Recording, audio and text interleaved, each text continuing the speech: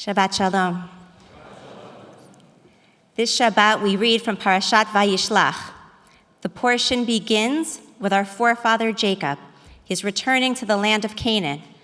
He had fled the land years earlier and now returns with a large family and significant wealth.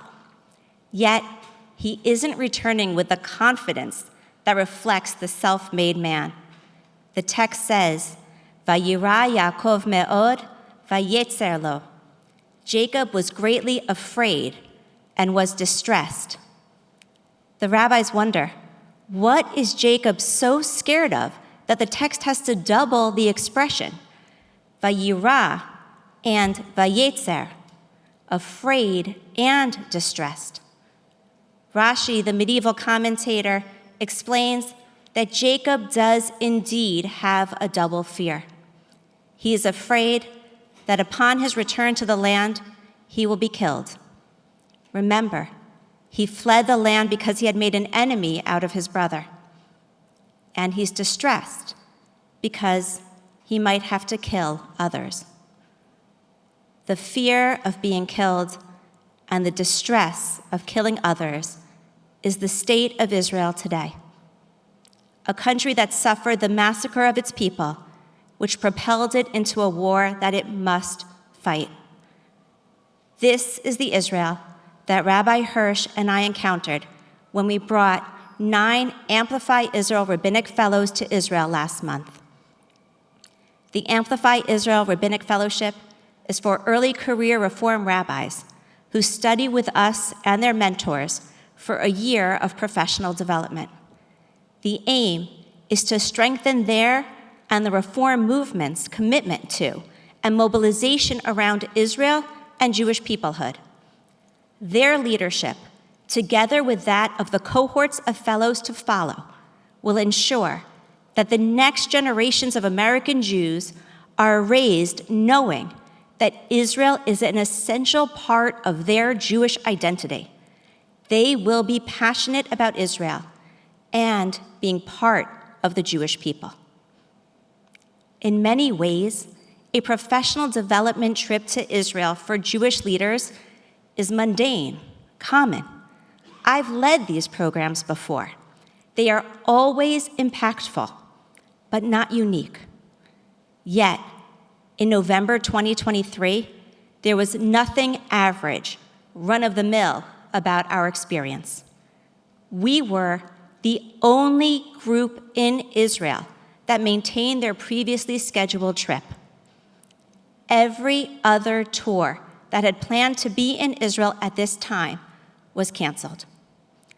There were, however, 4-day missions to Israel by rabbis, Jewish communal professionals, and lay leaders. There were volunteers arriving as individuals and in small groups, but we were the only tour in Israel. To give you a sense of what that means, our hotel was located on the beach in Tel Aviv. It wasn't filled with tourists, as it should have been. Rather, it was filled with evacuees from the city of Sderot. Somewhere between 200,000 and 250,000 people are internally displaced in Israel today. They've been moved from the border with Gaza and the northern border with Lebanon. Understand for a moment what they're going through and what we witnessed up close.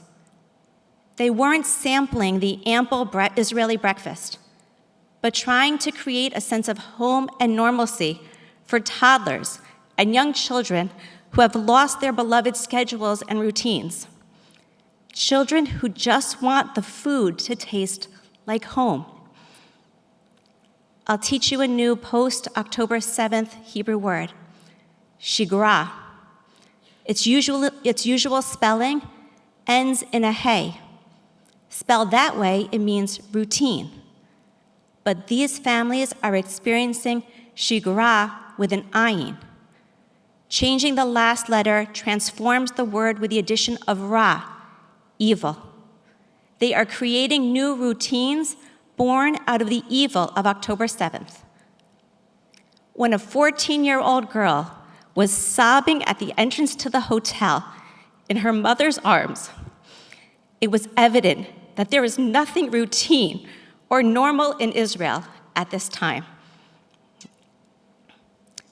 One of our objectives for our symposium was to get to know the Reform movement in Israel. It turns out, as we learned from our fellows, that most of them had limited exposure to the Israeli movement when they were in rabbinical school.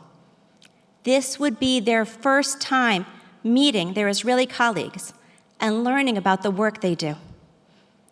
On our original schedule, we had planned to meet with Rabbi Yael Vorgan at Kibbutz Nachal Oz. Kibbutz Nachal Oz is on the border of Gaza, the closest community in Israel to Gaza City. Our meeting with Rabbi Vorgan would have been an opportunity to learn about her role as a regional rabbi. This means that she doesn't serve a particular congregation in one location. Rather, she engages Jews where they are, running programs, prayer services, life cycle events, and being a presence in their lives for counseling and care. She is a beloved religious leader in the lives of thousands of Jews. Today, the region she serves is almost entirely evacuated. To meet her members, she travels from kibbutz to kibbutz in the north and from hotel to hotel in other regions of the country. Your donations to the Stephen Wise Free Synagogue Humanitarian Fund have helped Rabbi Vorgan continue her delivery of much-needed spiritual first aid. On this day, we met her sitting alongside Amir Tibon, the famed journalist at Kibbutz Mishmar HaEmek in the Jezreel Valley. Amir, too, was originally scheduled to meet us on the Gaza border. The best journalists are known for asking hard-hitting questions, the questions that challenge the interviewee to identify their values, their plans, and to reveal their next steps. Our meeting with Amir had all of these qualities, yet he acted as both interviewer and interviewee. He challenged himself to define his connection to the land of his kibbutz on the border of Gaza and assess his future there. He began by reminding us of Moshe Dayan, then Chief of Staff of Israel's Armed Forces, eulogy of Roy Rothberg. Roy was 21 years old in 1956. He had moved from Tel Aviv to Kibbutz Nachal Oz and served as its head of security. One morning, in the fields alone, he was overtaken by terrorists and murdered. I'll read some excerpts. Yesterday with daybreak, Roy was murdered. The quiet of a spring morning blinded him, and he did not see the stalkers of his soul on the furrow. Let us not hurl blame at the murderers. Why should we complain of their hatred for us? A generation of settlement are we, and without the steel helmet and the maw of the cannon, we shall not plant a tree, nor build a house. Our children shall not have lives to live if we do not dig shelters. And without the barbed wire fence and the machine gun, we shall not pave a path nor drill for water. The millions of Jews, annihilated without a land, peer out at us from the ashes of Israel's history and command us to settle and rebuild a land for our people. But beyond the furrow that marks the border lies a surging sea of hatred and vengeance, yearning for the day that tranquility blunts our alertness. We mustn't avert our eyes, lest our hands be weakened and our lives severed. Dayan's 285-word eulogy became famous throughout Israel and was memorized by Israeli youth. They valued his message. Everyone in Israel must see themselves as pioneers, plant with one hand and fight with the other. These acts go together. Yet, Amir explained that the founders of Kibbutz Nachal Oz were enraged by his words and claimed that Dayan was wrong. They believed that they have every right to bask in the beauty of the kibbutz, that they had founded.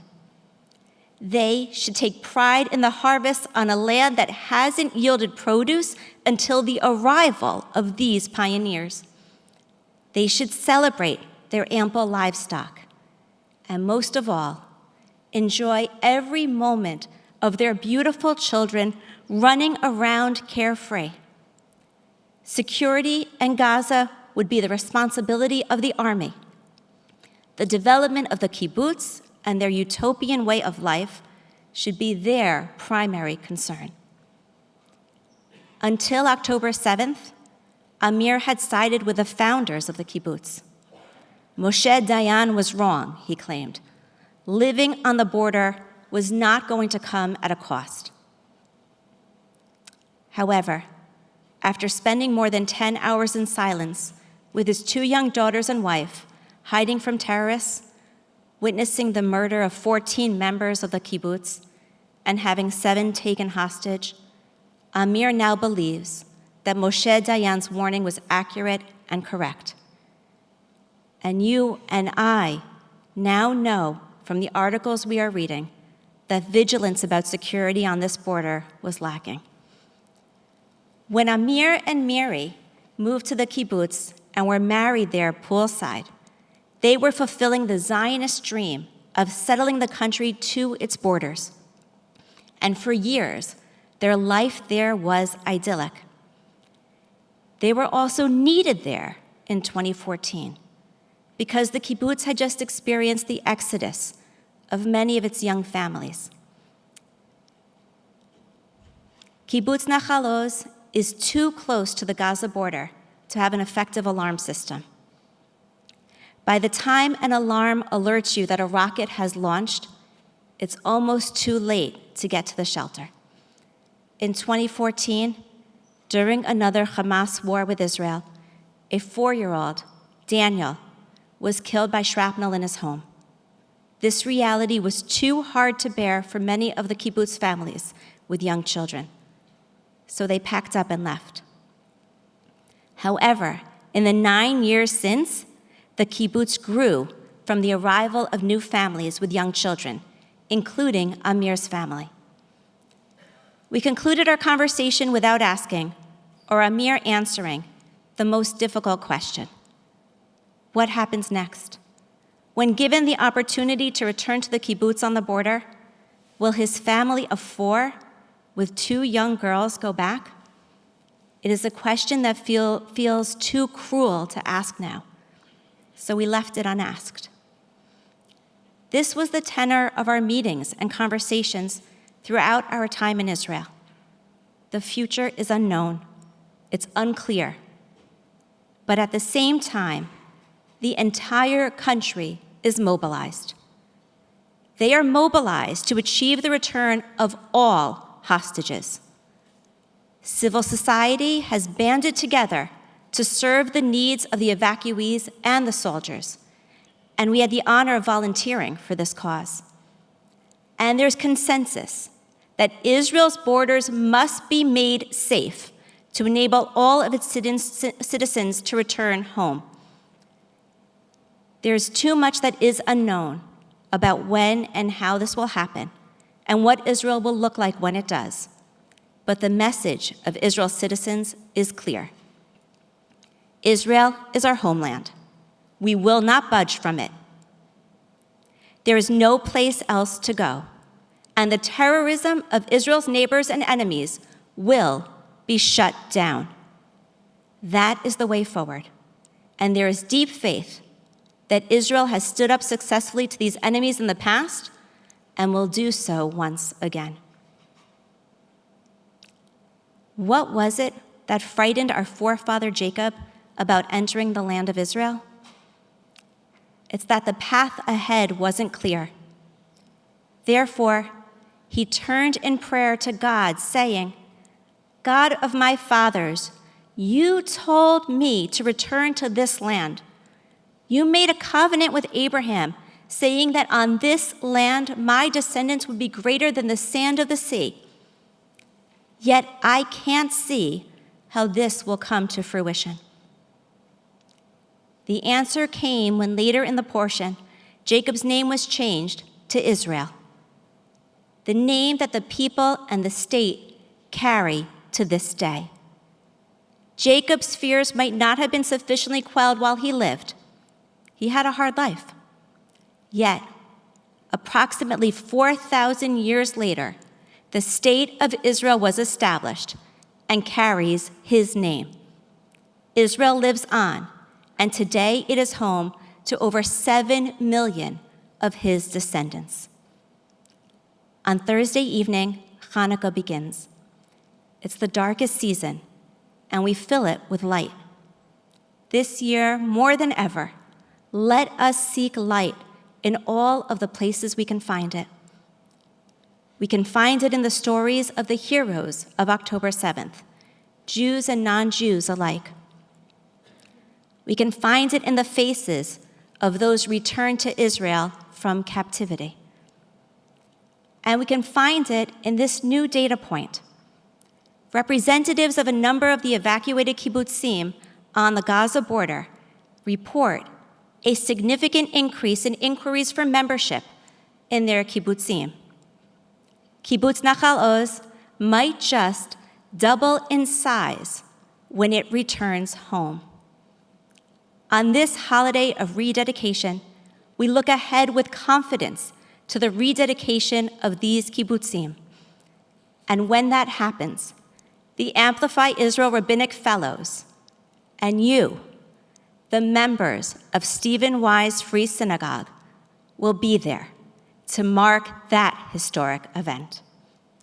May Kibbutz Nachal Oz's future be as bright as the candles we will light.